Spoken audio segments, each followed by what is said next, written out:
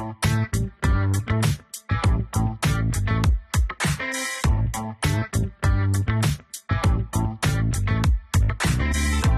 to Running on Ice, the coolest community in freight. I'm your host, Mary O'Connell, bringing you the latest tech updates, warehouse news, and everything happening in the cold chain world. Not only is there the coolest show in freight, but there's also Running on Ice, the newsletter that could not be colder. You can subscribe to that on FreightWaves.com/running on ice.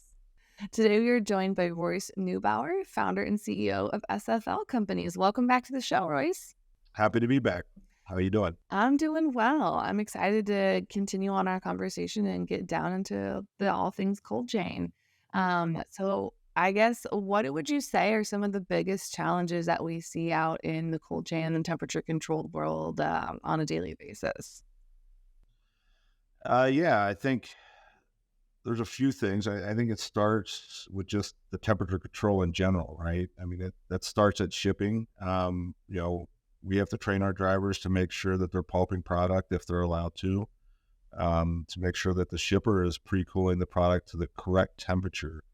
I think one of the biggest misconceptions when people first enter the cold chain world is they think that a refrigerated trailer is going to bring down temp in transit. That's not its job. Its job is to maintain temperature. So we have to make sure that the product is at the right temperature before we load it. Then technology, making sure you have the right monitoring systems, making sure we're using the right trailers with the right amount of insulation, things of that nature.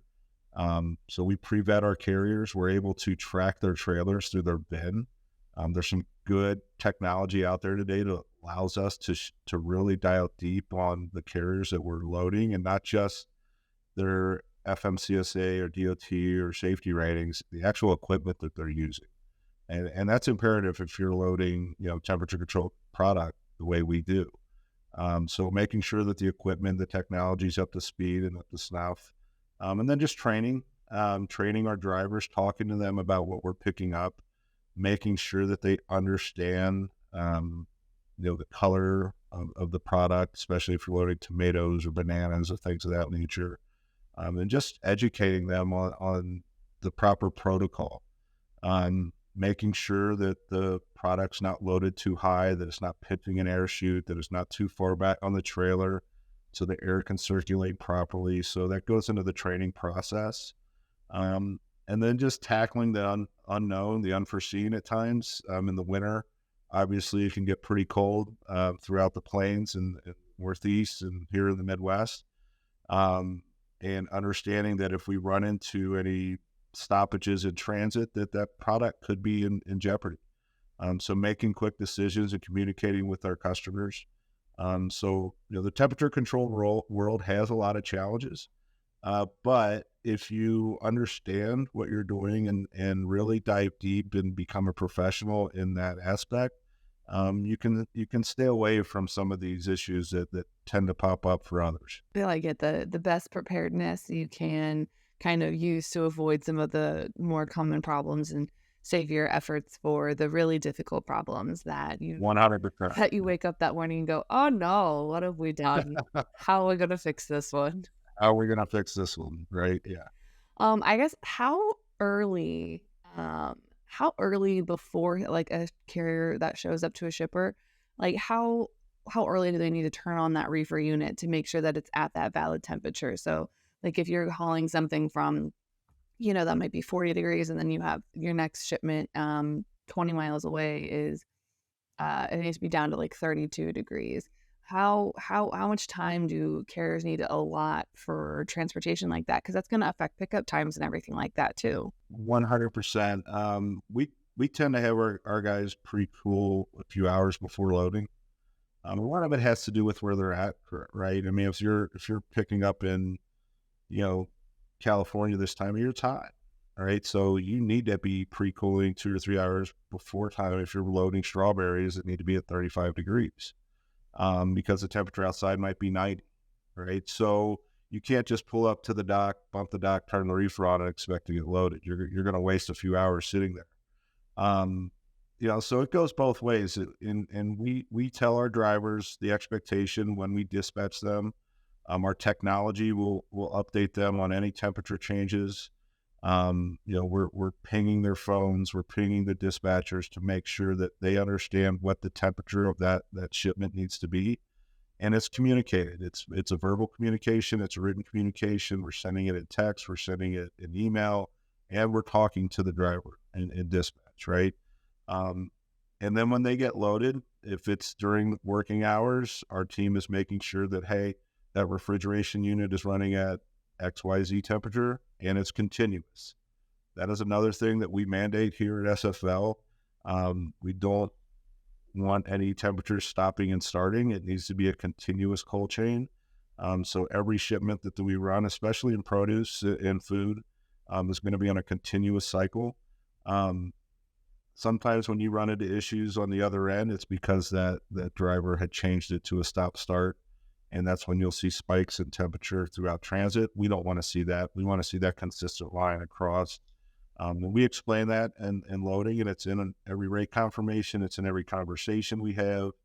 And it's just basically mandated. If you're going to work for us and some of the shippers that we want to move freight for, that's just what the expectation is. And that's the rule of thumb, right?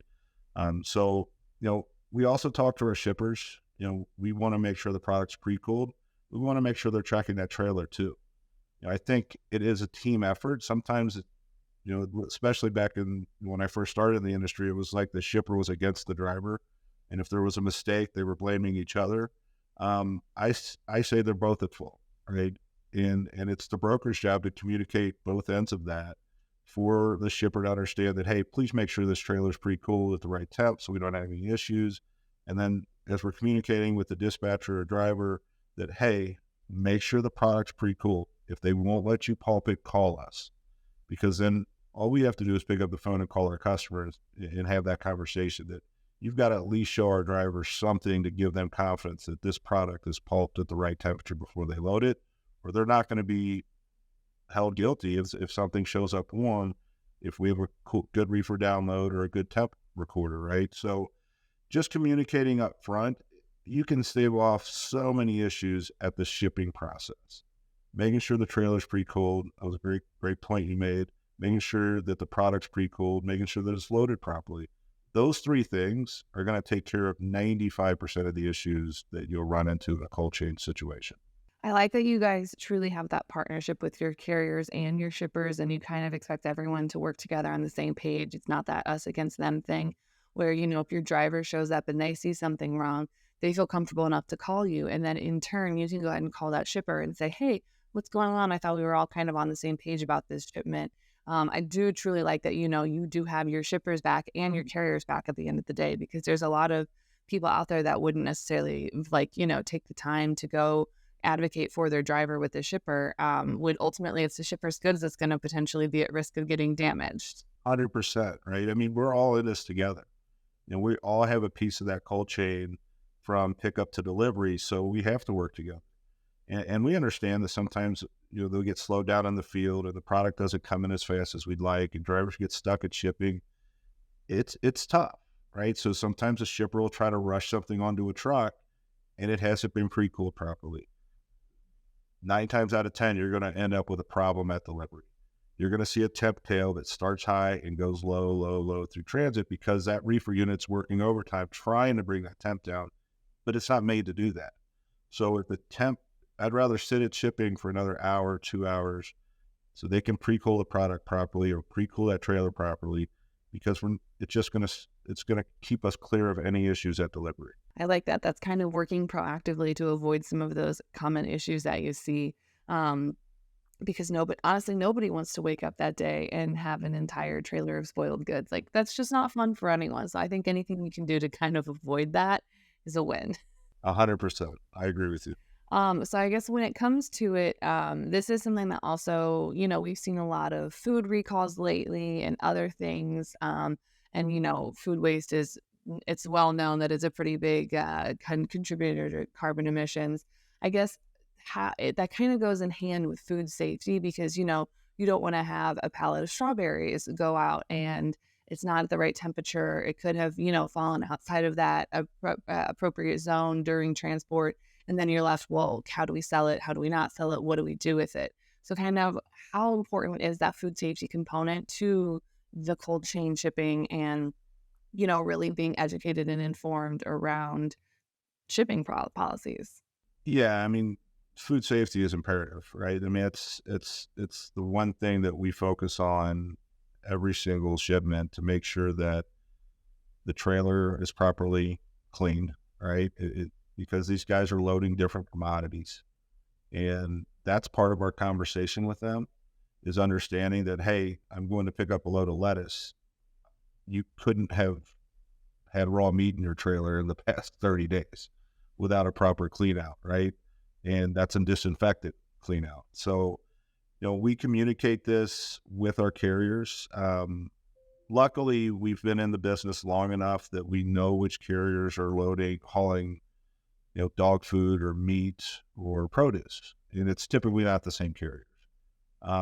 So they understand that. And it's just communicating with our trucking companies on the commodities that we are loading, and that, hey, by the way, you have to stay away from these commodities if you had these other commodities on your trailer. Um, most of the carriers are professional enough to understand that. Um, it's our job to make sure that we're monitoring the right carriers, that we're hiring the right carriers. Knock on wood, we've never had an issue of that magnitude. Um, and a lot of it goes back to, I think, that preparation in the beginning. We take a lot of time in training and vetting our carriers, talking to our shippers.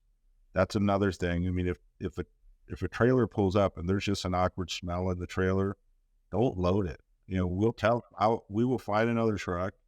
Um, that's our problem, not your problem, shipper.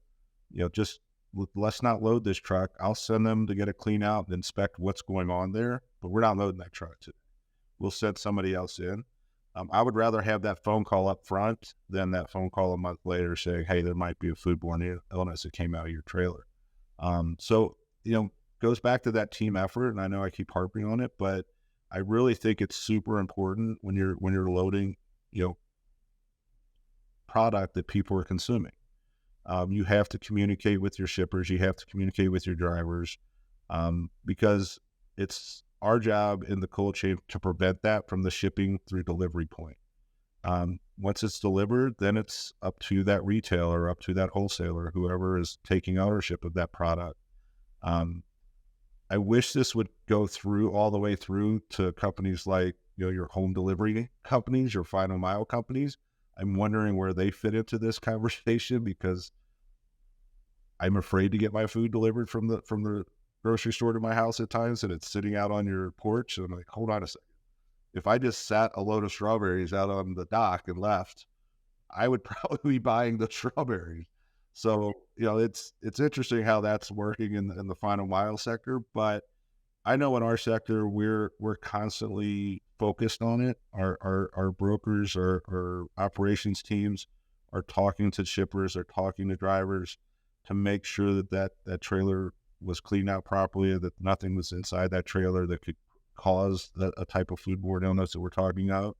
And then we're doubling back to the shipper that, hey, go ahead and inspect the trailer. We want you to. If it's not cleaned out properly, if it's got a smell in there, don't load. We'll send somebody else in.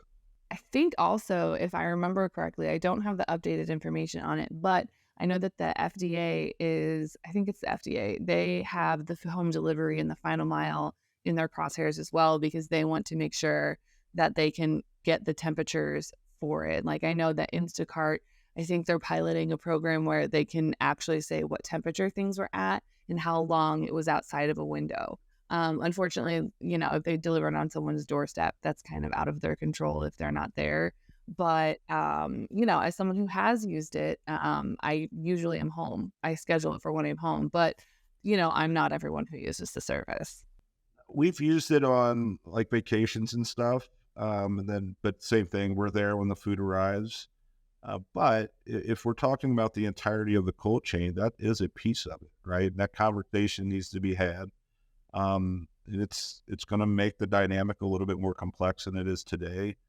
But you can't have somebody getting sick from a product and then there's a window of 4 or 5 hours that we know nothing about. because how do you map that back properly? And it's not to place blame on anybody, but it's to protect those that were involved in that cold chain that did the right job.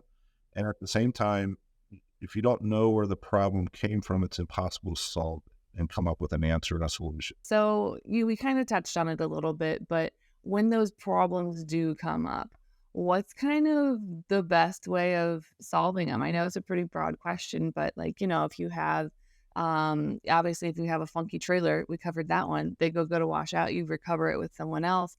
But if you have something that, arrived to the shipper, what are some like on the wrong temperature? How do you handle that stuff? Like, yeah. It's imperative to get on top of it immediately. We have a claims department, and we have a claims administrator, and that's his primary job. Is if there is an issue in damages, um, any cold chain issue, whether a product comes in hot or cold or frozen, he is on top of it immediately. Our team has to take it to him because he's kind of our third party.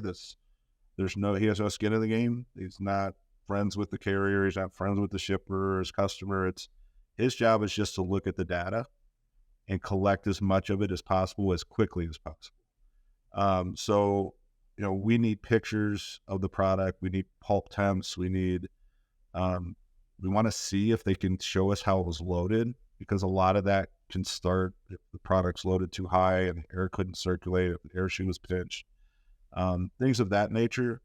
I think it's just imperative to start immediately. And the second you get that phone call or the second you get that email, we're dropping everything, taking it to claims, and the investigation starts. And it goes back to, we're not looking to place blame anywhere. We just want to know what happened in that environment that created the problem so we can work to make sure it doesn't happen again. So like I said, we're collecting pictures, we're collecting pulp temps, reefer downloads are important. A lot of times you can figure it out really quickly that, this is something that happened at shipping. The product was loaded too far back. There wasn't proper air circulation, or no way they were pinching the chute, things of that nature. If we can see crumpled boxes below, maybe there was too much moisture in the product and the boxes weakened. If there's damages, so it's just the investigative process has to start the second it happens, and we don't stop until we feel like we've have a solution. And then we're communicating constantly. We're communicating with whoever the owner of that product is, whether it's the retailer or wholesaler or just a buyer. The shipper is in communication with us, the receiver and our driver.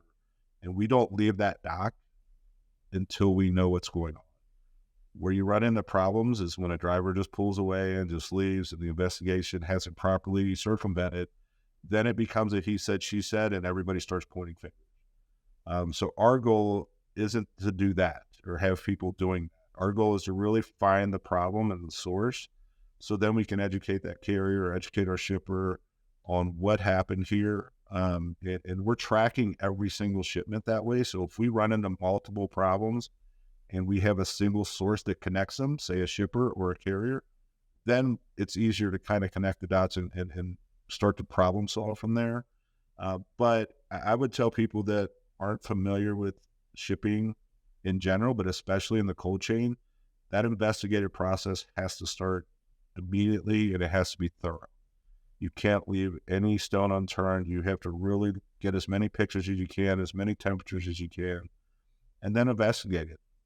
If you see a solid temp recorder and a solid reefer download and there's one product, that's what happened here, right? And a lot of times we're going to want multiple pulp temps, because sometimes you'll have perfectly cool product in the back of the trailer and that's what they pulped, but in the middle of the trailer, everything's warm, right? That shouldn't happen in transit. And if we've got good, solid reefer, temperatures, then that tells me we will load a warm product. If I've got a temp recorder that's going all up and down, like a CT scan, whatever, then that's a carrier problem. Something happened with that reefer unit in transit, whether it was malfunctioning or you set it on stop start, that's a driver problem. And that's the issue starts there. And that's how we need to educate our driver not to do that. And it becomes a carrier claim. So, our goal is to simply make sure that the product is protected in transit. And if it didn't get to the delivery point the way we promised it would or expected it would, is to find the solution right away. So, we get involved very quickly. We're very hands-on, and we typically figure out claims within the first 30 minutes of that issue being handled by just attacking it aggressively. And if people do not get us information back, we're blowing their phones up because we know time is imperative there. The longer that lingers, the easier it becomes to start. Product starts to disappear, drivers start to disappear, and then it's really hard to do your investigation when there's nothing to look at, right? Nothing to take pictures of, nothing to pulp. So it's imperative to get on top of it and have everybody communicating together on what we need, so we can make sure that everybody is protected and that, the issue is solved from then on. I absolutely love that, just the proactiveness. And I'm also very impressed that usually within 30 minutes you can get your claims sorted, because I know people that would take like a week or two to get their claims figured out. You've got to go quick. We've learned that over the years. And like I said, I've been in the food world for a long time now, 23, 24 years. So I've educated our team on how to do it. I handled claims when we first opened SFL. And then, as we grew, we developed that department, and we've done a phenomenal job of keeping our claim ratios extremely, extremely low. A lot of that, starts at the shipping point, like I said earlier in the conversation. But also on the back end, if you investigate the claim properly, you're going to protect that carrier so much more than not, right? And the goal is to really protect all your partners in that cold chain. That starts with the shipper, the carrier, the receiver, everybody involved. So that's why the investigation is so important, because we're all paying a lot for insurance. And if you don't do that process correctly, that insurance they're just going to kick it, right? They're not going to cover the claim. So you have to make sure that you've got all your I's dotted and T's crossed for an insurance claim, or, for us just to say, hey, this isn't a driver claim. This goes back on the shipper, and here's why. And most of the time we're going to be right in that investigation. And sometimes a third party comes in, and I would say about 98% of the time, our investigation is going to match up with theirs. I like that. That's a good record to have. It is solid. I agree. We are running out of time, but we already know where you stand on some very hot issues. This one could be the most important of all. So this is a two-parter. The first one is, when you're on an airplane, do you keep your shoes on or do you take your shoes off? So I travel a lot, and this is like a pet peeve of mine. When people take their shoes off and socks off, I just want to throw up on a plane. I don't know how you do it. Planes are disgusting. Plane bathrooms and planes are disgusting. How are you walking around with no shoes on? I don't understand it. I actually had a guy, I was on a flight to California not long ago. The guy was luckily not in my row. I could see him. He's sitting there clipping his toenail. Ooh, I would immediately be like, I'm sorry, is there an air marshal on this flight? Arrest him immediately. Immediately. So my shoes are always on the plane. Okay, so you are a normal person, in my opinion. Also, when you go through TSA, are you like a socks or a barefoot, or do you got that sweet TSA pre-check where you don't have to take your socks off? I've got clear TSA, so the shoes stay on. If ever I have to take them off, I am socks, definitely. Okay, good, because I have seen people like just barefoot through security, and it does make me judge them and throw up a little bit. My wife had to do that not long ago, and she wanted to throw up. Yeah. It's not great. She literally, she's like, oh my God, she had the slippers on or something, which she never wears on a flight. And she had to take them off, and she was freaking out. It was terrible. Justifiably so. I would be unwell. All right. So if anyone wants to reach out about produce or, how to get a stellar claims record like you guys, where can they find you outside the show? So our website's www.sflcompanies.com, and you can always email me at royce@sflcompanies.com. Awesome. You guys heard it here first. Royce's DMs are open unless you take your shoes off on an airplane, then they are firmly closed. They're closed. Thank you so much for joining us again. Thanks for having me. You can catch other episodes of Running on Ice right here on FreightWaves TV, YouTube, or anywhere you get your podcasts like Apple Podcasts and Spotify. Need more Running on Ice news? No sweat. Subscribe to the newsletter on freightwaves.com/runningonIce. See you on the internet.